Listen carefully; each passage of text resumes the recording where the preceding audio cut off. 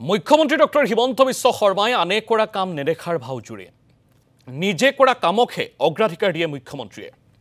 উদাহৰণস্বৰূপে বৰাকত সৰ্বানন্দ সোণোৱালে মিনি সচিবালয় নিৰ্মাণ কৰাৰ কথা আছিল কিন্তু এতিয়া বৰাকৰ পৰিৱৰ্তে উজনিতহে বোলে সচিবালয় নিৰ্মাণ হৈ আছে মুখ্যমন্ত্ৰীক উদ্দেশ্যি এই মন্তব্য বিধানসভাৰ বিৰোধী দলপতি দেৱব্ৰত শইকীয়াৰ এপেক্স বেংকত হোৱা দুৰ্নীতি সন্দৰ্ভতো সৰব কংগ্ৰেছ বিধায়কগৰাকী পঞ্চায়ত নিৰ্বাচনৰ বাবে কংগ্ৰেছ সম্পূৰ্ণ সাজু বুলি মন্তব্য কৰিছে দেৱব্ৰত শইকীয়াই মই বিধানসভাৰ বিষয়ে যোৱা সময়ত যিখিনি কথা কৈছোঁ তাৰ উপৰি মই নলবাৰীলৈ আহি থাকোঁতে মোৰ সতীৰ্থসকলে মোক কৈছিল যে বৰ্তমানৰ মুখ্যমন্ত্ৰীজনে অন্য কৰা কামখিনি দেখিলেও নেদেখাৰ ভেকশ্যন ধৰে তেখেতে নিজে কৰা কামখিনিহে অগ্ৰাধিকাৰ দিব বিচাৰে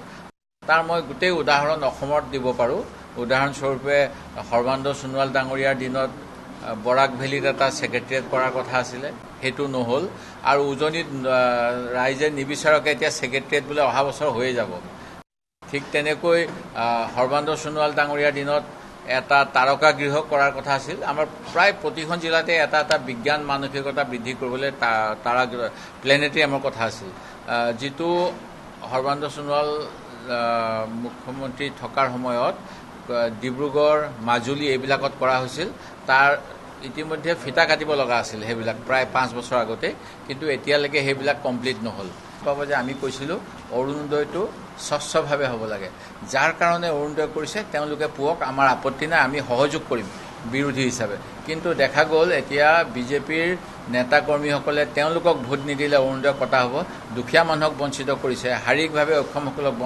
বঞ্চিত কৰিছে বিধৱাসকলক বঞ্চিত কৰিছে আৰু এই ঘটনাটো গোটেই অসমতে হৈছে অন্য অঞ্চলত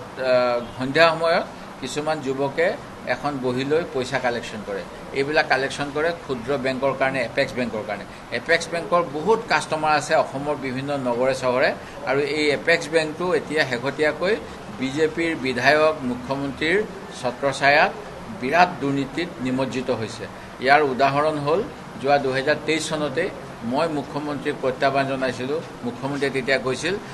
এপেক্স বেংকৰ লগত চৰকাৰৰ কোনো সম্বন্ধ নাই কিন্তু আমাৰ নেতাসকলে ইতিমধ্যে যোগাযোগত আছে আৰু ইলেকশ্যন ঘোষণা কৰিলে হৌ সিদিনা 2 তাৰিখৰ দিনা ভোট কৰোঁ আজি হ'ল 6 তাৰিখ এই 4 দিনৰ ভিতৰতে আমি গোটেই নমিনেশ্যনৰ কাম ৰেডি কৰিছোঁ আৰু সেইমতে কৰা হ'ব আৰু যোৱা সময়ছোৱাত আমাৰ প্ৰস্তুতি আছিলেই আমাৰ মণ্ডলবিলাকত সভা হৈছে আমি কেনেকৈ ক'ত যাব লাগিব কেম্পেইন কৰিব লাগিব এইবিলাক চব সিদ্ধান্ত লোৱা